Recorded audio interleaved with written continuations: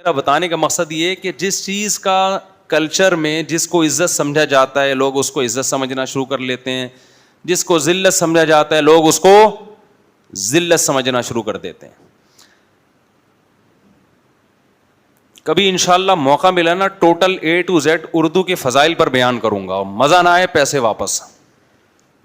Culture جب کسی چیز کو عزت کا ذریعہ بنتا ہے کلچر، تو انسان اسی میں عزت تلاش کرنا شروع کر دیتا ہے. تو بعض دفعہ کلچر صحیح چیز کو قابل عزت بناتا ہے، بعض دفعہ کلچر میں اس سے غلطی بھی ہوتی ہے. اللہ پیغمبروں کو اس لیے بھیجتے ہیں کہ اگر اللہ تعالیٰ پیغمبروں کے ذریعے انسان کو ہدایت نہ دیں، گائیڈنس نہ، تو انسان کلچر کی بھیٹ چڑھ جائے. عرب میں پتھروں کے پجاریوں کو اچھا سمجھا جاتا تھا، یہ صحیح کلچر تھا غلط کلچر تھا؟ غلط کلچر. ہندوستان میں گائے کا گوشت برا سمجھا جاتا ہے کھانا، یہ صحیح کلچر ہے غلط کلچر ہے؟ غلط کلچر ہے. آپ اتنی بڑی نعمت سے محروم ہو گئے. گائے کے گوشت میں پروٹین کا لیول بکرے، دمبے، مچھلی کی نسبت بہت زیادہ ہے. زیادہ نہیں ہے بلکہ بولو بہت زیادہ ہے. اچھا خیر، ہم دوبارہ اپنے اصل ٹاپک کی طرف آتے ہیں. تو میں عرض کر رہا تھا کہ کلچر میں جب کوئی چیز قابل عزت سمجھی جاتی ہے تو لوگ اس میں عزت تلاش کرنا شروع کر دیتے ہیں. یہ نہیں دیکھتے کہ یہ حقیقت میں قابل عزت ہے بھی یا نہیں ہے. اسی لیے اللہ نے ہمیں کلچر کی بھیٹ نہیں چڑھایا، بلکہ اللہ نے پیغمبروں کو بھیجا ہے. وہ پیغمبر آپ کو بتاتے رہیں گے یہ صحیح ہے اور یہ غلط. اب وہ گائے کے گوشت پہ بات آئی تھی کہ کلچر انڈیا کا کلچر کیا ہے؟ گائے کا گوشت نہیں کھانا. کتنا بڑا ہندوؤں نے اپنا نقصان کر لیا، کتنا بڑا نقصان کر لیا اپنے مذہبی لوگوں کی باتوں میں آ کے. ہم کسی کا مذاق نہیں اڑاتے کسی قوم کا، لیکن ہم ہندوؤں سے کہتے ہیں کہ تم کیوں اپنے مذہبی اسکالرز کی باتوں میں آ رہے ہو بھائی، جنہوں نے تمہیں گائے کے گوشت جیسی عظیم نعمت سے محروم کر دیا؟ کیوں آ رہے ہو ان کی باتوں میں؟ کھاؤ کھلاؤ لوگوں کو. خدا حلال چیزوں کے پہ پابندی سے خوش.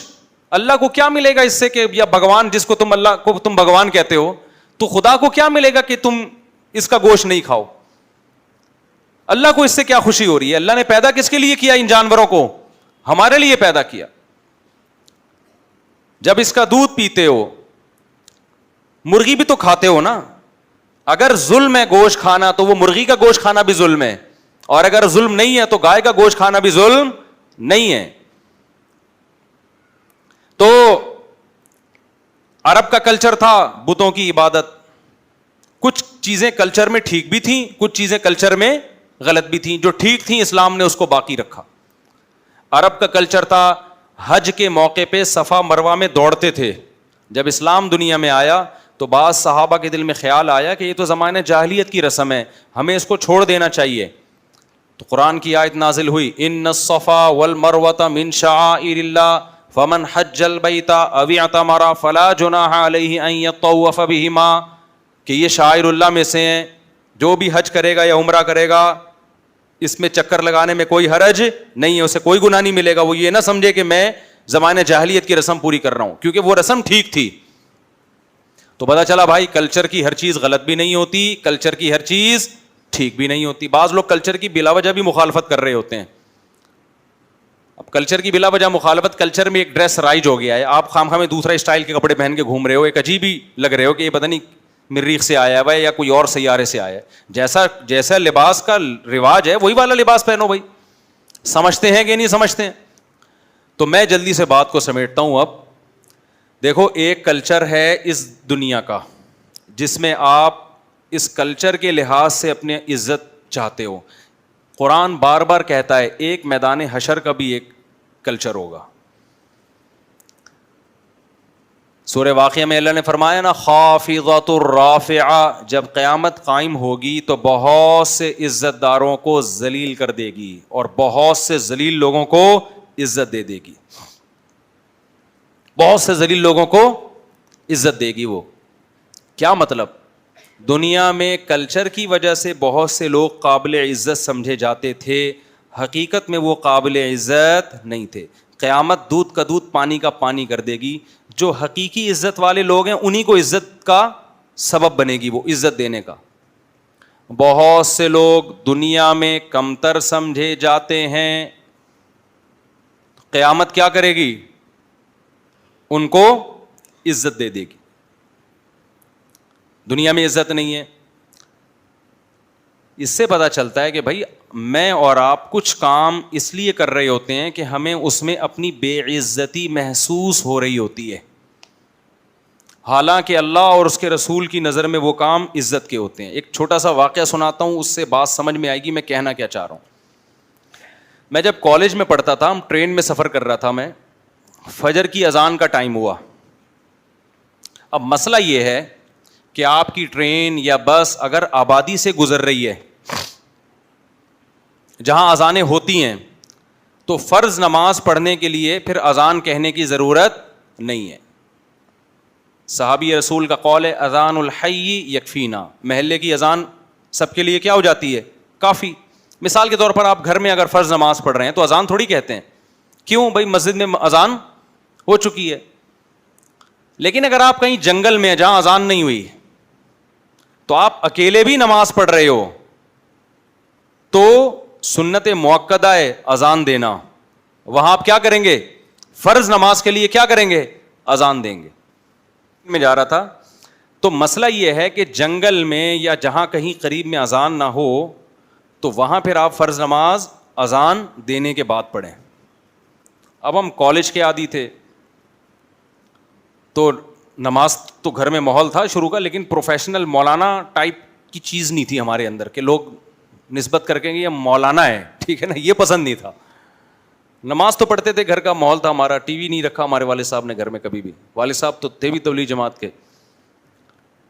اب کیا ہوا، فجر کا ٹائم ہوا تو اب مجھے مسئلہ کہ یار اذان دینی ہے، مجھے اذان دیتے ہوئے شرم آ رہی ہے، یار یہ لوگ کیا بولیں گے، یہ تو ملا نکلا. ہم تو اس کو پڑھا لکھا سمجھ رہے تھے، یہ کیا نکلا؟ ملا نکلا. اب مجھے شرم آ رہی ہے. تو میں نے کہا یار آج تو یہاں شرما رہا ہے اذان دیتے ہوئے، آج تو یہاں کیا کر رہا ہے؟ اذان دیتے ہوئے شرما رہا ہے. کل اللہ تعالیٰ قیامت کے دن جب مؤذن کو اجر دیں گے اس وقت کہہ دینا اللہ مجھے اذان دیتے ہوئے شرم آتی ہے. ایک اس چیز سے مجھے موٹیویشن ملی کہ یار عزت وہ جو اللہ کی نظر میں ہو. اور اس سے زیادہ مجھے جو موٹیویشن ملی نا، جو کام میرا ضمیر یعنی مجھے ملامت ہو رہی تھی کہ یار یہ لوگ بولیں گے ملا ہے، میں نے کہا اصل میں تو شرم ان کو آنی چاہیے، پوستیوں کو جو پڑے ہوئے سو رہے ہیں فجر میں. رات ان کو خدا نے کھانا کھلایا، گہری نیند کس نے سلائی ان کو؟ بولو اللہ نے. کتنے بڑے انعامات. اور جب چاہے اللہ سیکنڈوں کے اندر اس ٹرین کو ٹریک سے ہٹا دے، سارے پڑے ہوئے ہوں گے کٹے ہوئے. اور خدا کا ایک مطالبہ ہے کہ حی علی الصلاۃ پہ لبیک کہو اور وضو کر کے میرے سامنے نماز پڑھو. تو شرم تو ان کو آنی چاہیے. میں نے کہا جب یہ غلط کام کرتے ہوئے ان بے شرموں کو شرم نہیں آ رہی تو ہمیں خدا کی طرف لوگوں کو بلاتے ہوئے شرم کیوں آئے؟ اس سے موٹیویشن ملی، ہم نے کھڑے ہو کر اذان دے دی. آئی بات سمجھ میں کہ نہیں آئی ہے؟ کیونکہ بعض دفعہ اذان دینا بھی ایک شرم والا کام سمجھا جانے لگا ہے. ایک رشتہ ٹوٹا ہمارے محلے میں، ایک صاحب کی بات طے ہو گئی، لڑکی والے آئے رشتہ طے کرنے کے لیے. اچھا خاصا ایجوکیٹڈ لڑکا تھا، پڑھا لکھا خوبصورت لڑکا، ہینڈسم. وہ اذان بھی دیتا تھا مسجد میں جا کے. اس نے اذان دی ہے تو لڑکے کے والد نے فخر سے لڑکی والوں کو بتایا کہ ہمارا بیٹا ماشاءاللہ اذان بھی دیتا ہے. انہوں نے کہا بھائی یہ تو ملا ٹائپ کا آدمی نکلا، اور رشتہ توڑ دیا. صحیح ہے نا، رشتہ توڑ دیا. سمجھتے ہو کہ نہیں سمجھتے ہو؟ او بھائی عزت اس چیز میں ہے جس میں اللہ کانفیڈنٹلی آپ جب کوئی کام کریں نا تو اس میں شرم کی ضرورت نہیں ہے. شرم کیسی بھائی؟ تو ہم نے پھر اذان دی. پھر ہم نے کہا یار ان پوستیوں کو شرم آنی چاہیے. انسان بڑا اپنے آپ کو پتہ نہیں تکبر کی وجہ سے اس کا دماغ خراب ہو جاتا ہے. 2 ٹکے کی اوقات نہیں ہے انسان کی بھائی. یہ آج جو ہمارے ایک لبرل لوگ 3 پیس سوٹ ٹائی پہن کے اپنے آپ کو پتہ نہیں کیا سمجھنا، پڑھا لکھا سمجھنا شروع کر دیا. بھائی تمہارے پر ذرا سی اللہ کی نظر ہٹ گئی 2 ٹکے کی حیثیت نہیں ہے.